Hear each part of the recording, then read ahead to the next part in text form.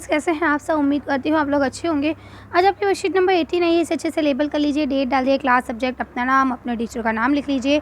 चलिए पढ़ना शुरू करते हैं। तो आज हम लोग जो पढ़ने वाले हैं, आज मृदा संरक्षण, जल और जल की उपलब्धि की समस्या को पढ़ेंगे। तो चलिए देखते हैं कि मृदा का संरक्षण कैसे कर सकते हैं, यानी कि मिट्टी को हम कैसे बचा सकते हैं। इसके बाद जल क्या है और जल की उपलब्धता की समस्या क्या है। ठीक है, तो देखिए सबसे पहले आएगा मृदा संरक्षण। मृदा संरक्षण के कुछ तरीके नीचे दिए गए हैं, जैसे कि नंबर 1, 2, 3, 4, 5, 6। इस तरह से अगर हम लोग पेड़ लगाएं या मिट्टी में इस तरह की एक्टिविटी करें तो इससे हम लोग मृदा संरक्षण को बचा सकते हैं। कैसे बचा सकते हैं, चलिए एक लाइन से हम लोग पढ़ना शुरू करते हैं। जैसे अब यहाँ पे देखिए सबसे पहले आपको क्या दिया गया है, समुच्चय रेखाई जुताई, यानी कि जिसमें ऐसे रेखा के साथ साथ जुताई की जाए। ठीक है, इसके बाद यहाँ देखिए रक्षक मेखाले, यानी कि जो लाइन से बनाई जाए। यहाँ पे सारे आपको एक्सप्लेन किए गए, हम लोग सारे एक साथ पढ़ेंगे धीरे धीरे। ठीक है, इसके बाद यहाँ देखिए यहाँ लिखा है वेदिका फार्म बनाना, या फिर मल्च बनाना, या फिर बीज की फसल उगाना। ठीक है, या फिर चट्टान बात करना। कैसे होता है, इन सब का क्या अर्थ है, इन्हें पढ़ लेते हैं। देखिए सबसे पहले यहाँ पे जो आपका समूच था वो यहाँ तीसरे नंबर पे दिया गया है ना। हम यहाँ लाइन से पढ़ते चलेंगे। तो देखिए सबसे पहले ये चौथे नंबर वाला मलबा बनाना वाला जो यही दिया गया है। मल्च क्या लिखा है, मल्च का मतलब क्या होता है, मल्च बनाना यानी पौधों के बीच की खाली जगह, खाली ज़मीन को भूसे की तरह कार्बनिक पदार्थों की एक परत के साथ कवर किया जाता है और ये मिट्टी की नमी को बनाए रखने में मदद करती है। ये देखिए दिख रहा है आपको, है ना।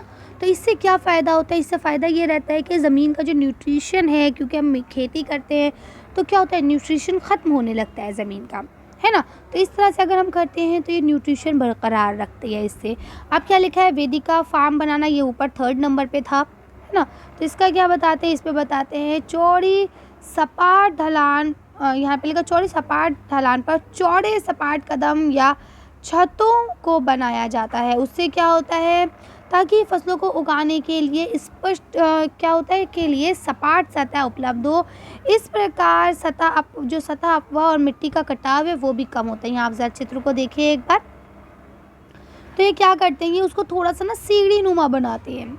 ठीक है, इससे क्या रहता है कि मिट्टी का कटाव छटाव जो होता है वो भी बच जाता है, वो भी कम होता है और फसल करने के लिए हमारे पास ज़मीन भी अच्छी सी उपलब्ध हो जाती है। अब समुच्चय जुताई जो है ये आपका 1st नंबर पे था। ये लिखा है जो पहाड़ी ढाल के समुच्चय के समांतर जुताई करने से ढाल नीचे प्रवाह होने वाले पानी के लिए एक प्राकृतिक अवरोधक बनाते हैं। तो यहाँ पे देखिए इस तरह से हम सचमुच करते हैं जुताई।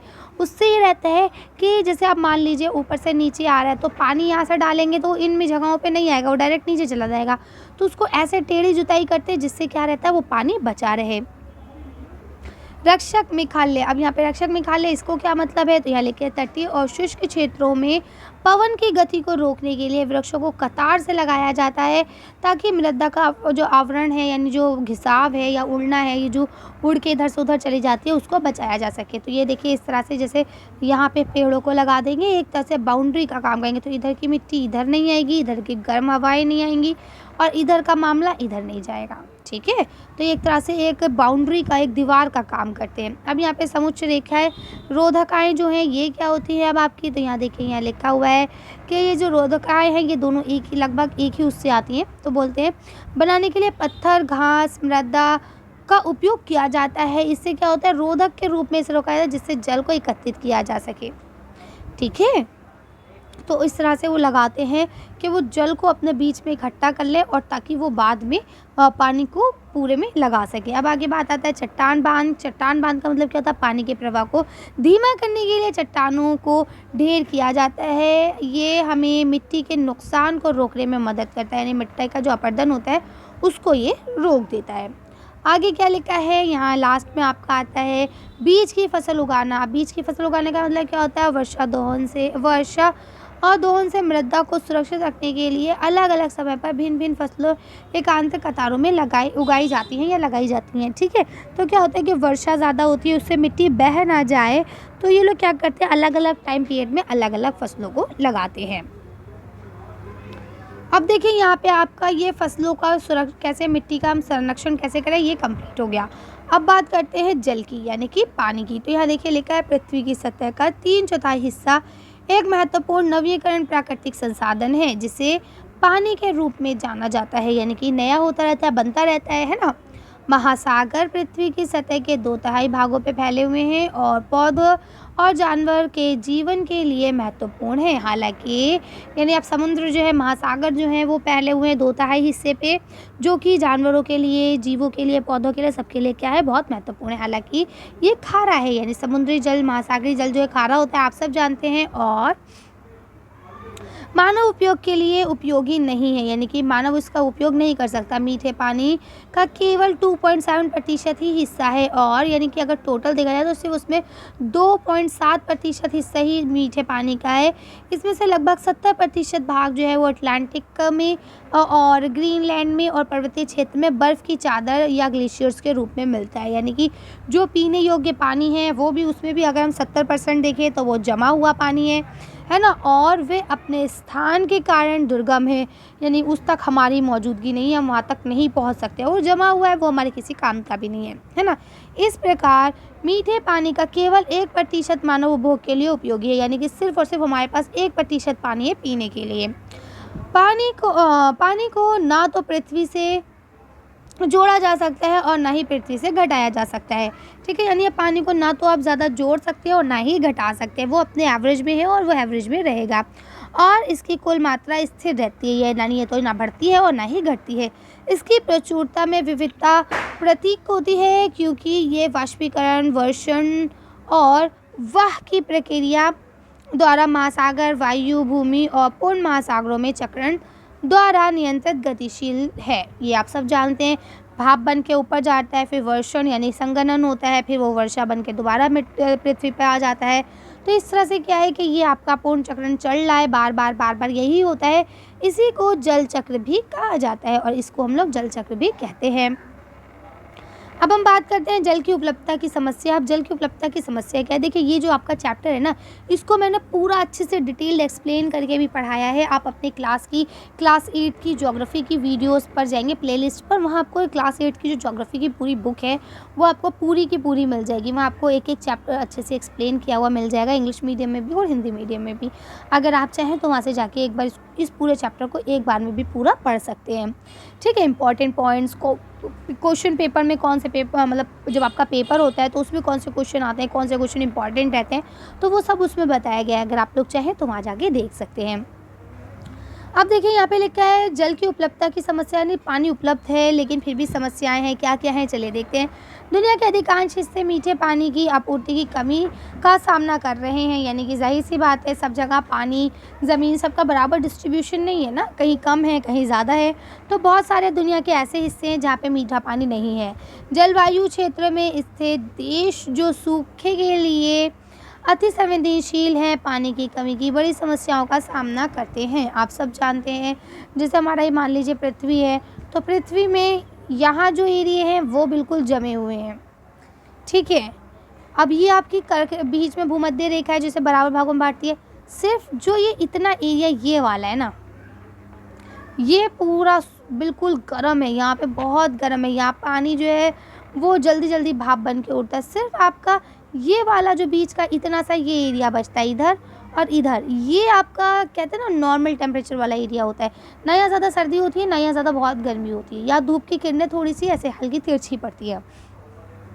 तो क्या है कि जो यहाँ पे वो जमे हुए हैं तो पानी की प्रॉब्लम है। बीच में जो सेंटर में है यहाँ पे धूप, गर्मी, वाष्प ज़्यादा होता है, तो यहाँ पानी की समस्याएं रहती हैं, ठीक है। तो बोलते हैं पानी की कमी की वजह से समस्याओं का सामना करना पड़ रहा है। इस प्रकार पानी की जो आपकी क्या है, पानी की कमी मौसम या वार्षिक वर्षण में विविधता का परिणाम भी हो सकती है, ठीक है। यानी कि जो हम लोग अपने एटमॉस्फेयर में चेंजेस करते रहते हैं ना, उसकी वजह से भी ऐसा होता है। उसका रीज़न ये है कि अब देखिए वर्षा नहीं होगी, पानी भाप बन के आसमान में उड़ गया, लेकिन हमारे कारण वो बरस नहीं रहा है, और अगर वो बरसेगा नहीं तो पानी नहीं आएगा ना वापस, है ना। तो इस कारण से भी क्या होता है, वर्षा जो है वो ख़राब होता है। इसीलिए हमें पानी के स्रोतों को दूषित होने के कारण भी होती है। अच्छा, एक कारण ये भी है कि पानी के जो स्रोत हैं, नदी, तालाब या झील या ये सारी चीज़ें, तो उसको भी हम गंदा कर रहे हैं। कुएँ और भूमिगत जल को भी हम बार बार ट्यूबवेल और हैंडपम्प से निकाल लेते हैं, तो भूमिगत जो जल है वो भी कम होता जा रहा है ना।